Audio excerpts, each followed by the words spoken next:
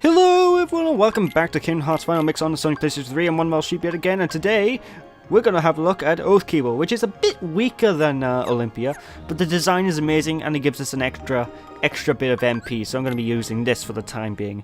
And now I think it's time to meet up with Sid yet again, so we can put the navigational gummy onto our gummy ship, which means we can actually warp all the way over yonder to get back to Hollow Bastion again. Oh god, people, we're getting close to the end now. We're getting really close to the end game of this game because it's now actually, well, shall we say, it's only about less than 10 parts left of this playthrough. So we're getting there slowly, folks. We're getting there. We're almost done. So anyway, we're going to want to go back to the accessory shop and meet up with Sid. Like I said, he'll put the navigational gummy onto our gummy ship. There's no long cutscene about it this time, I don't think, so you don't need to worry about that being a huge, long exposition? Yeah, that's the one, exposition cutscene, so yeah. Anyway, off we go. Seriously, the Oathkeeper Keyblade is one of my favourite Keyblade designs next to Oblivion, and I don't know, it's because you get so far into the game in this game, it's kind of disappointing really, because I just love using it, and it's disappointing because I don't get much use out of this Keyblade, because obviously I'm getting a much more powerful Keyblade and what I consider to be the best Keyblade in the series, except for the like ultimate weapon and the super boss Keyblades you can get. Actually, I don't even know what the super boss Keyblades are like, but either way, I just wish you had more time to use this Keyblade. Anyway, why am I standing still? I have absolutely no idea. Do something. Please, pass me. What? Past me. There we go. There we go. Okay. So anyway, Sid's installed the navigational gummy, so let's just get moving onwards and making our way to the final world again. Although Hollow Bastion isn't actually the final world. Spoiler alert! There is one world after Hollow Bastion, and it's gonna be fun times. But yeah, there's a new warp hole thanks to that navigational gummy, and like I see, well, come on, obviously it leads to the final area of the game, guys. Chip and Dale, you're useless. It's time to get some speed up action going. Seriously, you guys must. You guys do not believe how much more fun and entertaining it is to watch the gummy ship sequences when they're sped up. Trust me, watching these at normal speed is really slow. But again, as always, go into the dark wormhole and you'll be heading onto the way to take on the final areas of the game. Of course, if any of you are wondering, I am going to be doing the 100 acre wood as well in this game, folks. So yeah, trust me, I'm not just doing the final few worlds. I'm going through the mysterious book just before we take on the final world of the game. And trust me, the 100 acre wood, it's it's kind of boring. I'm not gonna joke. It's like my least favorite world in this game. It's nothing goes on in it. It's literally a mini game of the world, but that's something I can rant about when I get to it. Of course, as you can see, the game is starting to throw everything at you. It's still easy enough to get through all the gummy ship sequences, but this is where the game's difficulty is ramping up. Now we're at the end game, folks. Almost, kind of, I guess. So yeah. Also, like I said, at this point onwards, you can actually take on the super bosses of the game if you want. And, well, I don't recommend it at this level, because the super bosses are, as you guess, super bosses. They're bosses, and they're stronger than the normal boss. If you fight the super boss, you're gonna die, probably. And I'm useless at fighting them, which is why I haven't recorded my bonus part yet. So, yeah, fun times ahead. Anyway, let's go up and talk to Belle and whatnot, and we'll be finding those guys up in the actual library of the castle, which we've been to previously. Now, don't worry, I'm not going to show off all the traversal of this castle, because otherwise this part will probably be about 40 minutes long. Instead, I'm going to cut out a bit of the traversing. Like, this initial build-up to the castle and whatnot, I'm going to keep in. For one thing, we've got a Trinity by here that I want to pick up, so there's that. Can't remember what's in this Trinity box. This Trinity box always stands out to me for some reason, but I always forget what's in there. Ah, Thundergut. Really? That it? Why is that Trinity keeps in my head so much then? Huh. Strange. But anyway, time to keep on platforming up. Like I said when I first entered this world, I really like the idea of the rising falls. Even though it makes no physical sense, it looks cool. It's a nice little set piece having the waterfall rise up. There's quite a few games that actually have that set piece. It's quite weird. Like, I think Klonoa has a set piece, and that's a platformer. Actually, that's probably a game on my LP one day, Klonoa. It's a pretty good game.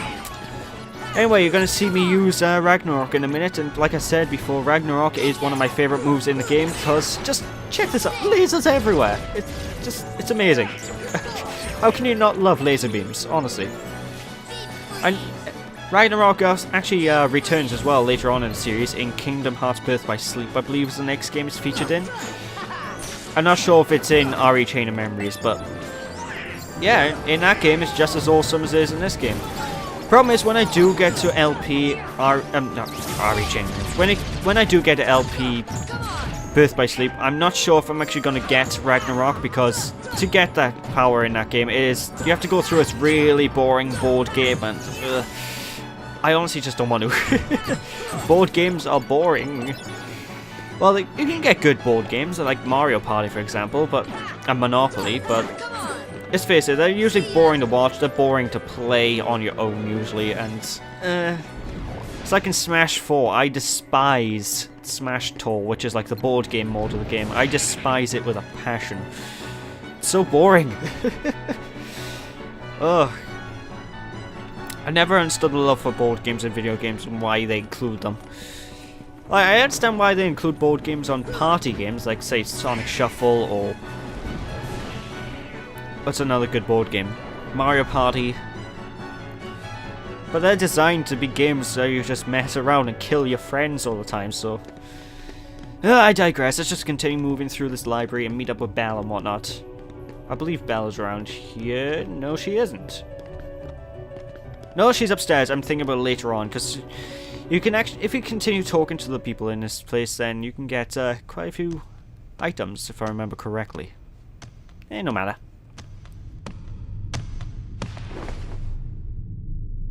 Oh, Belle!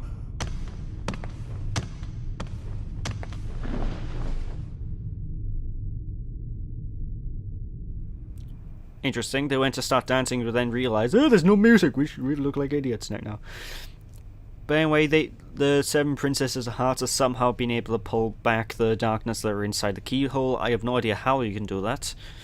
But that basically means we need to run back up to the top of the castle and actually close the keyhole for good. Trust me, the keyhole is not fun. Because we're gonna get introduced to a new enemy type when we're in that keyhole, who is technically the final boss of this world, but not really. Anyway, back to the top of the bastion. I love saying that. Top of the bastion? Alright, mateys. Don't know what type of accent that's meant to be. And you're going to see the rest of the Princess's Heart up here, so you can just talk to them and they'll all be like, hurry, stop the darkness. Ugh.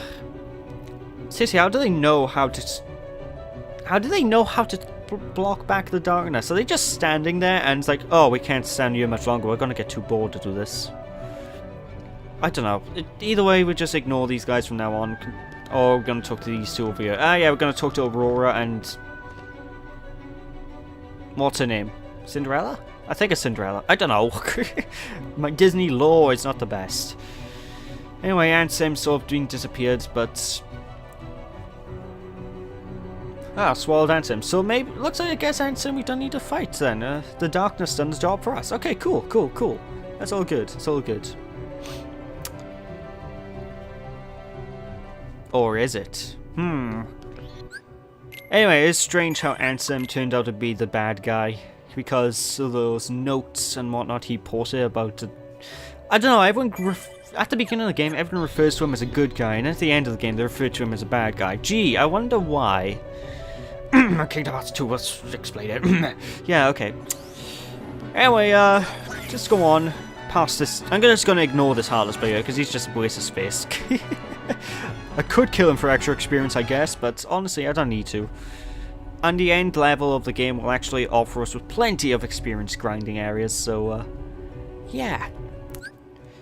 But anyway, as soon as we walk forward in this grand hall, enemies are going to start spawning, and basically, I advise to take care of these guys, because in this grand hall, not only is the way to finish this entire world off, well, you can ignore them as well, I guess, which I'm doing, but this grand hall also houses the best keyblade you can get to this point of the game, and quite possibly my favourite keyblade out of the lot.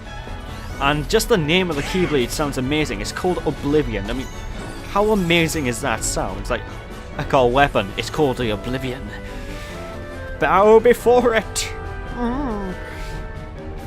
Of course, when you're up here now, just wait until enemies despawn, just open up this chest, and there we go. Oh, it's so good. Look at it. Delicious. I used to think Oblivion was Riku's Keyblade, the Keyblade of Darkness that I was using earlier on when I first played the game, because I had a small guide that I had back in the day that I used to read, and they said Oblivion, but they never showed a picture of it, so I got so hyped up thinking, oh my god, it's the Keyblade that Riku was using, oh my goodness, oh my god. But turns out, alas, it isn't. But hey, it doesn't matter to me, and I don't know what that dark matter stuff is, or what it makes, but there we go. Anyway, you might be wondering, what do we do up by here? Because obviously this, well, how are we going to get through this?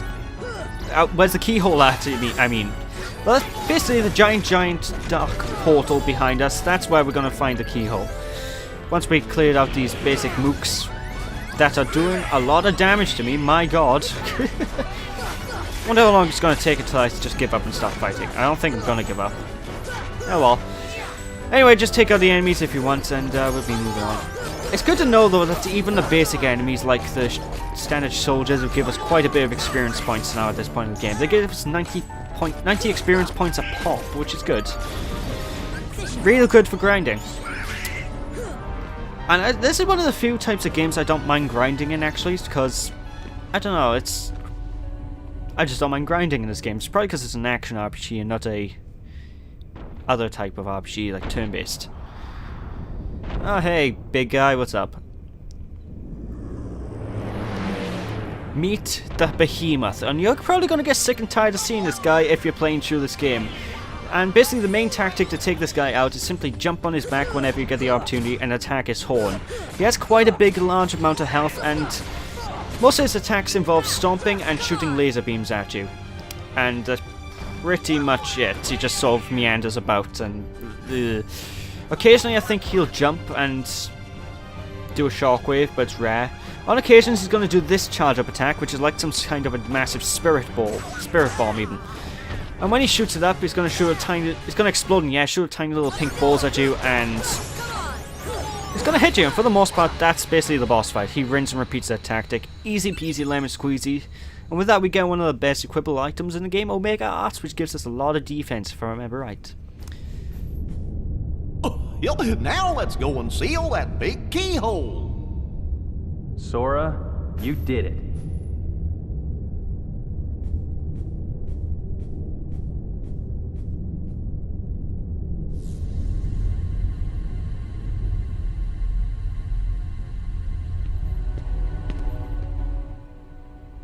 Oh, okay, so you paid him to say that one line, but then when we get to this point, they're just like, oh no, don't worry about this voice acting.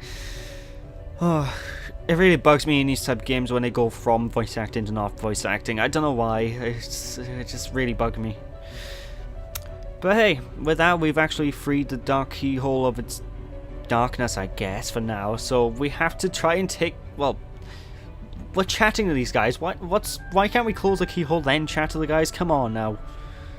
Priorities. Look, Donald and Goofy are back at the keyhole going like, come on, what's the hold up? Oh, yuck. Oh ho ho. Anyway, basically they're going to give us a lot of plot exposition about every world being isolated and not connected before, well, until the Heartless came about. And they destroyed the walls between worlds. Which, in all honesty, is a complete rubbish thing, because that doesn't stop anyone from traversing different worlds in any of the other games having walls, but that's beside the point. We may never meet again, but we'll never forget each other. No matter where we are, our hearts will bring us together again. Besides, I couldn't forget you even if I wanted to. What's that supposed to mean?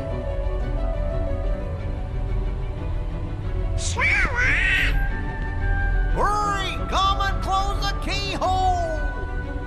Sora, good luck. I don't need luck. I've closed like a million of these things, you know. It's just, oh, unless he's talking about in general.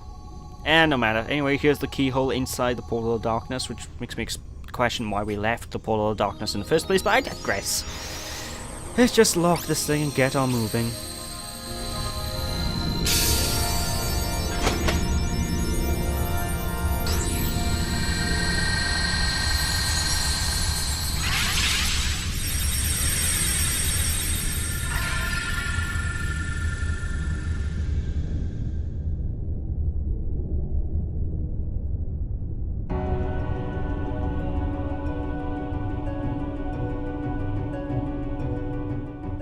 And there we go, folks. That has basically been the second visit of Haunted Bastion over and done with completely.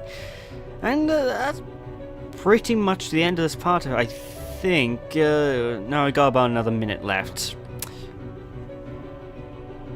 But yeah, how do these people know what a Keyblade Master is? I mean, some of them, I guess, ran to Terra and whatnot in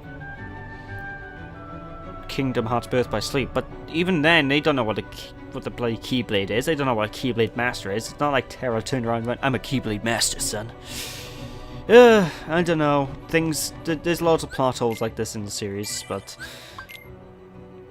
And I said, Maleficent decided to fill them in on what a Keyblade is and whatnot while they were unconscious, which makes no sense. But then again, it's Nomura's game. Most of his games don't make sense. Well, his games make sense. This doesn't make most of the things he does in this franchise don't make sense. There we go. Christ, that was difficult to say. But of course, now there's one last Colosseum tournament available to us, and we actually have access to the final world of the game, folks. This is it, the last stretch, so when we return next time, folks, we'll be taking on the end of the world. Thank you all for watching, people. Hope you all enjoyed. Don't be sheepish, and I'll catch you all next time when we start off the end of the game. Thanks for watching, see you after. Bye!